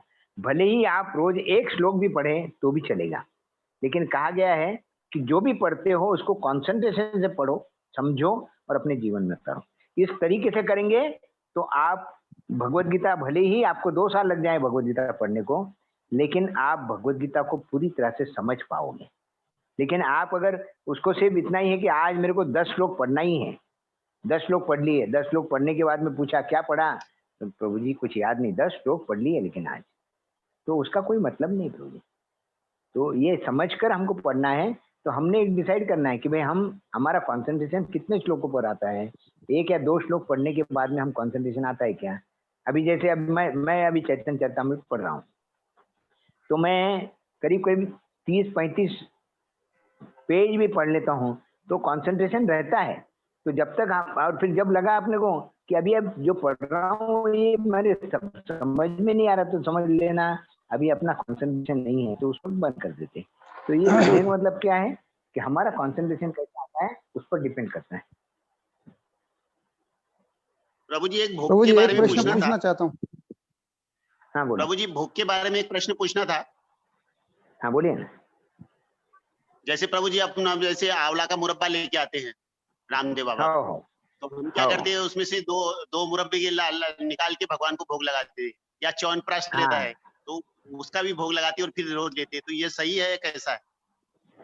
अब एक हिसाब से तो सही देखे जाए तो ये सही नहीं है, लेकिन क्या है कि प्रभुपाद जी बोले कि कहाँ कुछ कुछ जगहों पर हमको थोड़ा सा कॉम्प्रोमाइज कर सकते हैं, जैसे च्यवनप्राश लाया है, आंवला है, तो ये चीजें हम भगवान को भोग, लेकिन आप इसका मतलब ये नहीं निकालना कि आपको मिठाई खाना है तो चलो मंदिर गए, वो मिठाई की दुकान पर गए, मिठाई लेकर आ गई और उसका भोग लगा दिया, नहीं। नहीं हम मिठाई हमारा भाव, हाँ वो हो जाएगा ना, जब जब एक चीज बताई तो क्या है, एक के पीछे एक सब चीजें, तो ये एक के पीछे एक सब चीजें आ जाती। अभी इनके अंदर कैसा है कि जैसे अभी अब च्यवनप्राश भी है, किसने बनाया है तो हमको मालूम नहीं। तो हाँ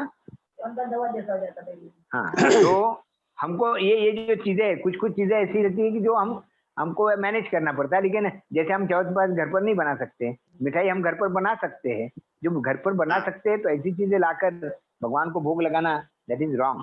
लेकिन जो चीजें हम बना नहीं सकते और हमको ऐसा पॉसिबल ये है, तो वो हम प्रभुपाद जी की कृपा से गुरुदेव और भगवान को अर्पित करके उसको दे सकते हैं। पर एक भाव बहुत महाराज के important हाथ है। से भी बहुत बनवा बार क्या सकते हैं होता ना है, हमने एक महाराज के हाथ से बना सकते हैं, लेकिन महाराज भी बड़ा शुद्ध होना, नहीं तो बीड़ा पीते रहते हैं और बीच बीच में बस हाथ को पैर को हाथ लगा के जीभ को हाथ लगा के फिर वो सही बनाते हैं, ऐसे महाराज हो तो नहीं चलेगा। तो अगर महाराज सही शुद्ध है तो चलता है ना, कोई प्रॉब्लम नहीं, शुद्ध लेकिन होना उतनी चाहिए। शुद्धता रखना चाहिए। हाँ, नहीं तो फिर महाराज शुद्धता बीड़ा रखना पीते चाहिए। रहते थे, हाँ, हाँ चाय पीते रहते, बीड़ा पीते वो रहते, क्या काम है? फिर ऐसे क्या काम है? इसलिए कहा गया है, देखो एक तो बहुत सही चीज इम्पोर्टेंट चीज बताना भूल गया मैं, एक चीज बताने की थी कि हमको भोग लगाते हैं, तो भोग लगाते वक्त एक चीज है कि जैसे अभी एक माँ के पास बेटा है और बेटा बोलता है माँ मम्मी मुझे बहुत भूख लगी है, तो मम्मी बोलती है बेटा ठहर 2 मिनट ठहर, मैं तेरे लिए ये बना देती हूँ, हाँ, और भगवान को भोग लगाऊंगी और खिला देती। तो ये जो भाव है, ये भाव अगर है तो ये भाव सही प्रेम का भाव नहीं। मतलब अभी वो चीज बना रही, किसके लिए बना रही? बेटे के लिए बना रही, और बेटे के लिए बनाकर भगवान को केवल भोग लगा रही, भोग लगा रही हूँ, भोग लगाने के बाद में खाना। तो ये भाव जो है प्रेम का भाव नहीं। प्रेम का भाव क्या है? जब हम कोई भी बनाते हैं, जब बनाने के पहले ये सोचते हैं कि ये भगवान की प्रसन्नता के लिए, भगवान को ये बाता है, उनके लिए बना रहे हो, तो ये भाव, तो वो अभी वो भाव हमने आया नहीं, तो चलता है अभी ये, वी कैन मैनेज इट, पर जैसे जैसे हमारी भक्ति में प्रगति हो तो इसके अंदर हमको हमारा भाव डेवलप करना है। सही बात। प्रभु प्रभु जी जी एक आपने प्रश्न जैसे पूछना बताया चाहता है कि भोग लगाने के लिए हमने नए बर्तन यूज करना चाहिए, हाँ, तो उसमें एक मैं सजेशन था कि भाई भगवान के लिए अपने ये चांदी के बर्तन अलग से बना के रखिए और उसमें भोग लगाए, हाँ, चलेगा तो ना। वो अच्छा रहेगा। सजेशन मतलब अभी वो मैं बोला नहीं, लेकिन अपने घर में चांदी के ही बर्तन अलग रखे हुए हैं प्रभु भगवान के लिए, हाँ, टोटली चांदी का उनके लिए। तो क्या हुआ, चांदी के बर्तन हम, हाँ नहीं, वो बगड़े जी का प्रश्न है, चांदी के बर्तन, भगवान के तो भोग के चांदी लिए, के बर्तन भगवान लाए, के भोग के लिए दूसरे हाँ, बर्तन नहीं चलते क्या चांदी के सिवा? हाँ चांदी नहीं के चलते, सिवा सब चलते, सब नहीं, ऐसा कुछ नहीं है, चांदी के सिवा भी चलते हैं। ये तो बगड़िया जी का क्वेश्चन था, इसलिए मैं बोल रहा हूँ। हाँ, अगर आप अफोर्ड करते हो तो भगवान के लिए रखो ना, क्या फर्क पड़ रहा है, भगवान के हाँ, लिए बराबर वैसे सही। रखो। और हाँ, अगर नहीं अफोर्ड करते हैं तो ऐसा कोई अलग जरूर से नहीं, रखने लेकिन का। उनके लिए, लेकिन उनका जो बर्तन है वो अलग रखने का। और एक और ध्यान हाँ, रखने का है, भगवान का भोग लगने के बाद में जो थाली आती, उसमें की चपाती में, दाल में, चावल में मिला देने के, और वो बर्तन जब तक धोए नहीं जाते, भगवान से जी, भोग लगने के आने वाली थाली जब तक पूरी तरह से धोई नहीं जाती तब तक दूसरों को नहीं देना है, दूसरों को प्रसाद नहीं जी, देना। अच्छा, मतलब वो आते अच्छा, ही उसको धो के निकालना है। हाँ, अच्छा, नहीं तो भोग, मैंने एक बार देखा था, एक के घर पर गया था मैं, ये 10-15 साल पहले की बात है। वहां गया तो मैं उनको बोला, अभी मैं भी नया था, तो मैंने पूछा भोग लगाया क्या? हाँ बोले भोग लगाया। फिर मैंने प्रसाद वैसा, हरि बोल हरि बोल, अरे बोल, अरे बोल, तो वहां गया था, और फिर मैं नया था भक्ति में, तो उनके घर पर गया तो वो पूछा तो भोग लगाया क्या, तो बोले हाँ लगाया है। तो फिर हम भोजन कर लिए। भोजन करने के बाद में बोला आपका मंदिर कहाँ है, चलो देखेंगे तो सही। तो मंदिर के पास गया देखने के लिए, तो वहाँ पर्दा लगा हुआ था और वो भोग की थाली वहीं पड़ी थी। तो इसको भोग नहीं कहते, भोग तो लगा दिया। बोले अरे लेकिन वो प्रसाद थोड़ी बना है। हाँ, वो भोग लगाने के बाद में वो जो थाली आती है, थाली का हर चीज में मिलाना है, उसके बाद में वो जो बचा हुआ वो प्रसाद हो गया। आपने तो प्रसाद खाया नहीं, आपने तो बगैर भोग की चीजें खा ली ना। क्योंकि भोग क्यों लगाना है, सबसे बड़ी बात एक और चीज बताना भूल गया है कि भोग ये जो है, जैसे हम कोई भी चीज खाते हैं तो उसके साथ पाप आता है। हम कोई भी चीज खाते हैं, भले ही वो कोई वेजिटेरियन हो या नॉन वेजिटेरियन हो, हम समझते हैं वेजिटेरियन हम तो पाप नहीं खा रहे, नहीं। हम वेजिटेरियन है तो भी क्या है, हम वो जो जो अभी आलू है, तो आलू ला रहे तो मतलब आलू को वो जो वृक्ष है उसका झाड़ है, उसको जड़ से उखाड़ के, मतलब वो झाड़ की तो हमने हत्या की क्या। तो ऐसे कंदमूल जो लाते हैं वो तो तोड़ कर लाते हैं ना, तो वो तो हम उस, या गेहूं है, गेहूं को भी काटते हैं, मतलब वो गेहूं का जो ये है झाड़, वो झाड़ तो मरने वाला है ना, हमने निकाला है तो मतलब गेहूं चावल ये जो सब, तो इसका मतलब है हमने किसी की हत्या तो की है उसके लिए। लेकिन सबसे बड़ी बात यह है, भगवान इतने दयालु है कि जब हम भगवान को भोग लगाते हैं तो भगवान उसमें का सब पाप ले लेते हैं और हमको अपनी कृपा उसमें मिलाकर हमको भोग प्रसाद देते हैं। तो ये भगवान का प्रसाद की ये बहुत बड़ी महिमा है प्रभु। हरे कृष्णा प्रभु जी, हरे दंडवत कृष्ण। प्रभु जी। दंडवत। प्रभु जी, अपन समझो अभी कहीं बाहर गाँव गए 4-5 दिन के लिए, तो हाँ। फिर अपने को कैसे है कि जैसे अपन भोग लगाने के लिए, भगवान तो अपने भूखे हो जाते, तो जैसे बराबर। क्या करना चाहिए फिर? हाँ, तो बहुत सारे लोग क्या करते हैं, बहुत दो कटोरिया ड्राई फ्रूट रख देते भगवान के सामने कि आप खाते रहोगे हफ्ता भर, हम हफ्ता भर जा रहे हैं। नहीं, भगवान से प्रेम आपको भी अगर घर में बंद कर दिया तो आप ऐसे करेंगे क्या, ड्राई फ्रूट खाएंगे क्या? तो ये भाव हमको आना चाहिए।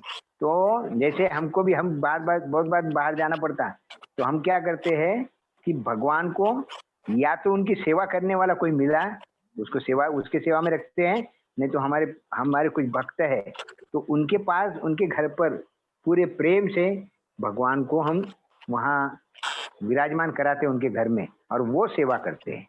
जैसे हमारे घर के बाजू में मालानी माता जी है, तो मालानी माता जी के यहाँ हम जगन्नाथ जी को ले जाकर रखते हैं। जगन्नाथ जी वहाँ उनकी सेवा होती है, हम कभी भी जगन्नाथ जी को अकेला छोड़ते नहीं। तो हमको ये भाव रखना चाहिए। हाँ, एक दिन की बात है, एक दिन के लिए जा रहे हैं तो कोई प्रॉब्लम नहीं, पर हम 5-6 दिन के लिए जब जा रहे हैं तो ये हमको देखना चाहिए कि ऐसा नहीं, भगवान की सेवा तो होना ही चाहिए। इसलिए तो कहा गया है शास्त्रों में कि अगर आपसे सेवा नहीं होती तो आप भगवान के विग्रह घर में मत रखो, क्योंकि विग्रह रखना है तो आपको सेवा करनी पड़ेगी। फिर वो सेवा आपसे डायरेक्ट होती है तो ठीक है, नहीं अगर आप कहीं जाना पड़ता है तो किसी को सौंप के जाओ जो सेवा कर सके। ठीक है? अच्छा, हाँ हाँ। हरे कृष्ण प्रभु जी। हरे कृष्णा माता जी। कृष्णा, दंडवत प्रणाम प्रभु जी। प्रभु जी, जैसे भी गीता में भगवान श्री कृष्ण बोलते हैं कि जगत दुखालय, और अभी प्रैक्टिकली कोरोना के माध्यम से दिख ही रहा है कि जो कलयुग के लक्षण थे वो सबकी ऑक्सीजन भी, हवा भी खरीद कर लेना पड़ेगा, वही दिख रहा है अभी। तो प्रभु जी, एक जगह गीता में मैंने आपने ये बताया और गीता में पढ़ने को मिला कि अगर हम भगवान को भोग न लगा कर खाए तो हमें नया शरीर धारण करना पड़ता है, वही कारण होता है। अगर प्रसाद क्या करना पड़ता है, भोग नहीं लगाए तो हमें प्रसाद छोड़कर कुछ खाए प्रभु जी, भगवान को भोग न लगा कर खाए तो हमें नया शरीर धारण करना पड़ेगा। तो भागवत में तो हमें किस तरह से प्रभु जी, अभी कभी कभी क्या होता है प्रभु जी, पिछली बार कन्हैया ठाकुर प्रभु जी बोले थे कि प्रसाद तो इतना कि भक्तों के ने बनाया हुआ ही खाना है, इवन ऐसा भी नहीं कि कोई भी बना दे और खा ले। तो उसका परिणाम मुझे दिनों में देखने को मिला प्रभु जी। क्या हुआ, हम लोग के यहाँ किसी ने इन्विटेशन दिया था, उन्होंने प्रसाद भी भगवान को लाकर चढ़ाया भी, पर कहीं ना कहीं उसका परिणाम भक्ति में दिखाई दिया मुझे कि जो जैसा भक्ति हम पहले कर रहे अपना घर से प्रसाद बना, उन्होंने जब दिया तो थोड़ा गड़बड़ हो गया, तो प्रभु जी कैसे करें, क्योंकि कभी हर वक्त तो पॉसिबल नहीं होता है ना पूरा फॉलो करना एकदम। अभी सब सब सही चीज तो है, फॉलो करना होता नहीं, लेकिन प्रयास तो हमको करना चाहिए। अगर प्रयास करते हैं, भगवान से प्रार्थना करते हैं, तो भगवान कहीं ना कहीं रास्ता निकाल देते हैं। अगर आप प्रयास नहीं करोगे तो फिर प्रॉब्लम हो जाएगा।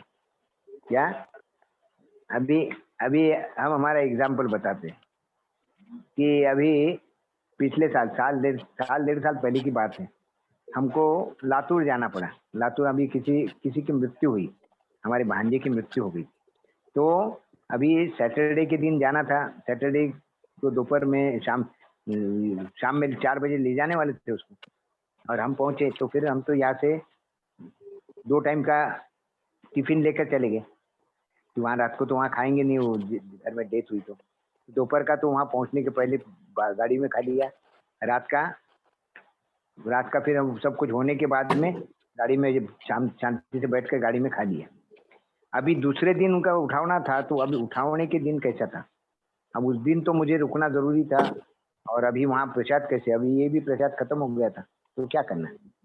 तो लातूर में सुबह मालूम पड़ा वहाँ अपना सेंटर है, तो सुबह हम सेंटर पर चले गए।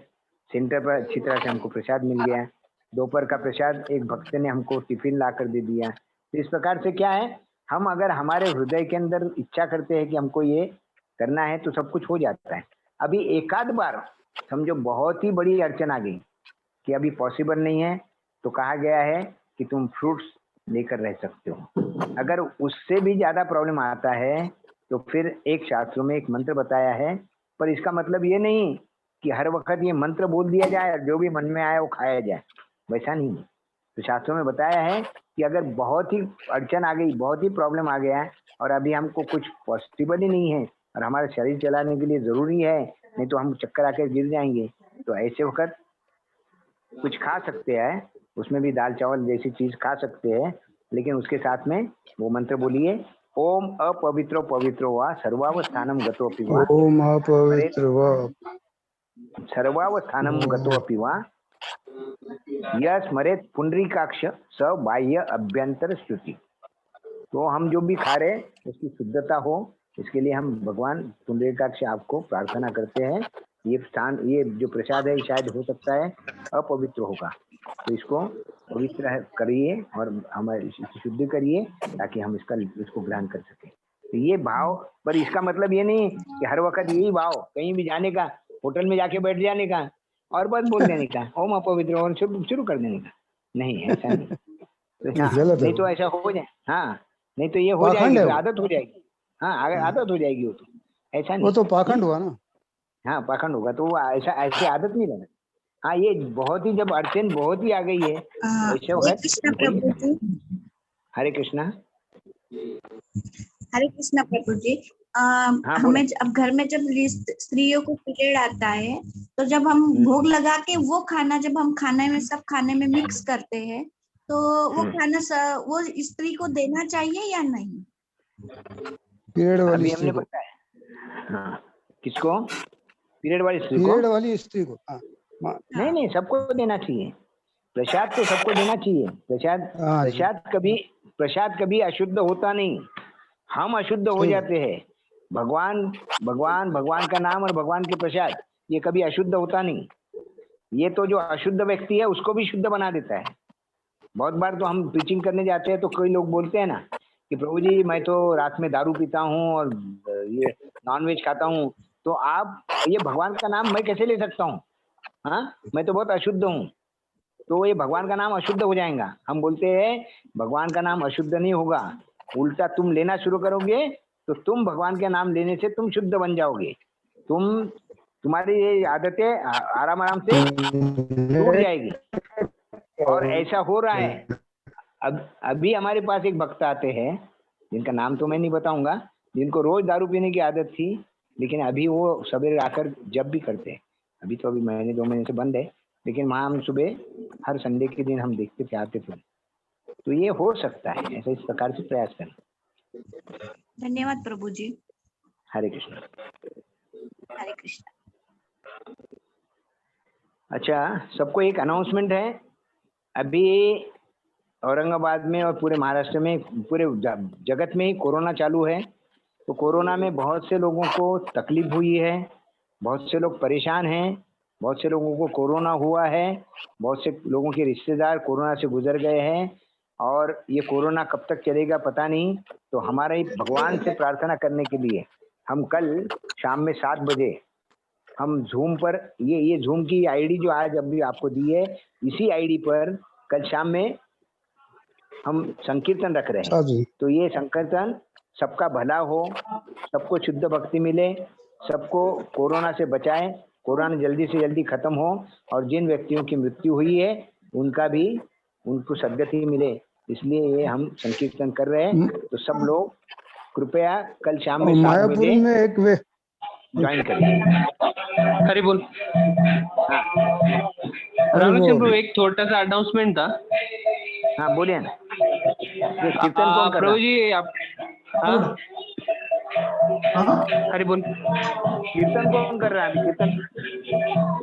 कीर्तन पप्पा कर रहे हो सर रूम में। तो उनको बोलिए ना 2 मिनट रुको करके। 2 मिनट रुको बोलना। कीर्तन यार, हाँ ठीक है प्रभु जी। एक छोटा सा अनाउंसमेंट था कि अपने भक्ति वेदांत हॉस्पिटल। हरी बोल। प्रभु जी को बोलो 2 मिनट आप। हाँ 2 बोलता हूँ, 2 सेकंड। पप्पा हरी बोल। हाँ भक्ति वेदांत हॉस्पिटल ने अपना एक आयु कोरो बोल के एक आयुर्वेदिक मेडिसिन बनाया है, जो कि कोरोना के इस पे बहुत सारा उन्होंने रिसर्च करके अभी बाहर दे रहे हो सबको। तो उन्होंने लास्ट ईयर 1 साल से उनका रिसर्च चल रहा है, और उससे बहुत लोगों को उन्होंने दिया, तो बहुत अच्छा इफेक्ट उस पे आया। उसमें जिसको कोरोना हो गया है उसके लिए, और जिसको सिम्टम्स है या जिसको कुछ है भी नहीं समझो, तो ऐसे तीनों भी लोग इसको, ये मेडिसिन को ले सकते हैं। और इसका बॉडी पे जो है वो बहुत अच्छा इम्यूनिटी ये बिल्ड कर देता है अंदर। तो वो अपने पास, वो अभी औरंगाबाद में एक्चुअली अलग अलग सेंटर्स वो दे रहे डिस्ट्रीब्यूशन। तो औरंगाबाद में ये अवेलेबल है प्रभु जी, अगर किसी को चाहिए तो रहाने प्रभु या मुझसे कांटेक्ट कर सकते हैं। तो वो मेडिसिन हम सबके लिए, ड्यूटीज के लिए और बाकी बाहर भी सबके लिए वो अवेलेबल करा रहे सर। ठीक है ना, बहुत अच्छा है। तो आपका नंबर सबको शेयर कर दीजिए, मैं भी उसको फॉरवर्ड करता हूँ। चलेगा ब्रो जी। उसका अभी 100 मैंने मंगाए थे। 100 बॉटल्स मैंने आज कल आएंगे अपने 100 बॉटल्स अभी। तो उसमें से नियर अबाउट अभी 75 बॉटल्स बुक हो गए प्रभु जी। तो और अभी अपना भी और एक लॉट अपन कल और डालेंगे उसको। तो और मेडिसिन आने वाले हैं। तो जो भी ड्यूटीज लेना चाहते हैं या जो नियर डियर जिनको ऐसा मालूम पड़ा है जिसको हुआ है या सिम्टम्स है, तो वो इम्यूनिटी के लिए वो मेडिसिन ले सकते हैं। ओके, मैं उसको फॉरवर्ड भी करता हूँ सब तरफ। हाँ, मेरे को मैसेज बना कर भेज दीजिए और फॉरवर्ड। हाँ चलेगा प्रभु जी। वो एक ही दिन का कोर्स है प्रभु जी वो, यानी अच्छा एक दिन में ही वो ट्रीटमेंट खत्म हो जाता है। एक ही दिन लेना है बस। क्या एक बोतल एक दिन में पूरी खत्म करना है? हाँ, एक बोतल आती है उसमें, और 3 सैचेट आते हैं उसमें मेडिसिन के।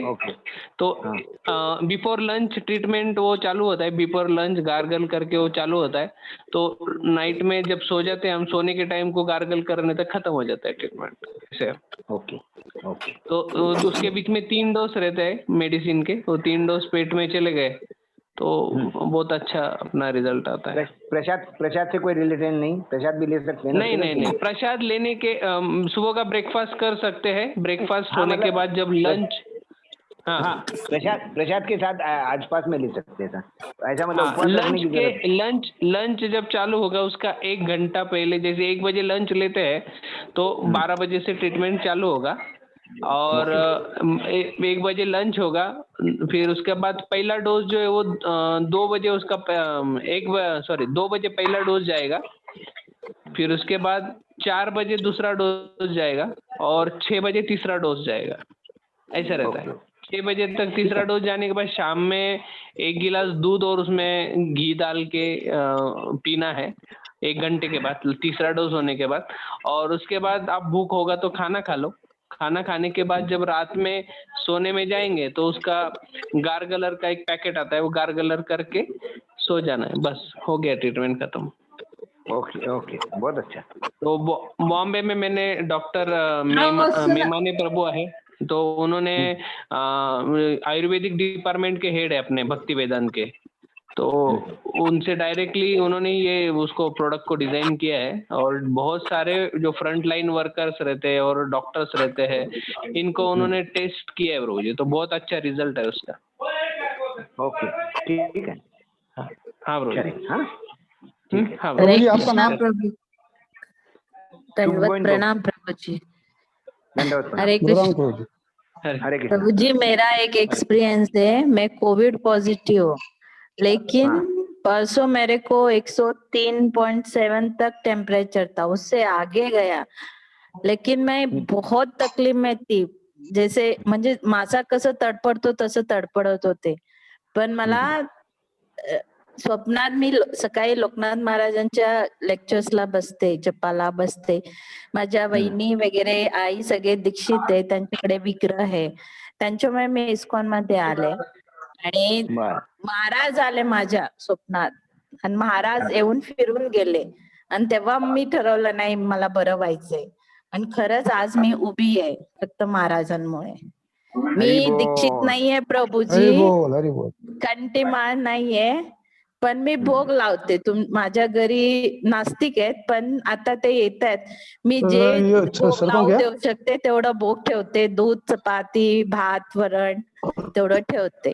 पण मला हा एक्सपिरियन्स खूप आला, भगवंतावर विश्वास ठेवला की सगळं चांगलं होत, तेवढं छान अनुभव आला। व्हेरी गुड, फार चांगलं आहे। हरे कृष्ण हरे कृष्ण हरे। सब भक्ति की महिमा है प्रभु जी। प्रभु जी, एक महाप्रसाद गोविंद के बारे में बोलने का है। हाँ प्रभु जी, मैं बोल के बताता हूँ, मैं बराबर हूँ क्या ये जरा प्लीज बताइएगा। प्रभु जी दंडवत प्रणाम। महाप्रसादे गोविंदे नाम ब्राह्मणे वैष्णवे स्वल्प पुण्य वसंत राजन विश्वासो न जायते शरीर अविद्या जाल, यानी ये बराबर है क्या? शरीर अविद्या जाल जड़ेन्द्रियता है काल, जीवे फैले विषय सागरे तार मध्य जीवाति लोभोमय सुदुर्मति ताके जेता कठिन संसारे कृष्ण बड़ा दयामय परिवारे विद्या जाल परिवारे जिह्वा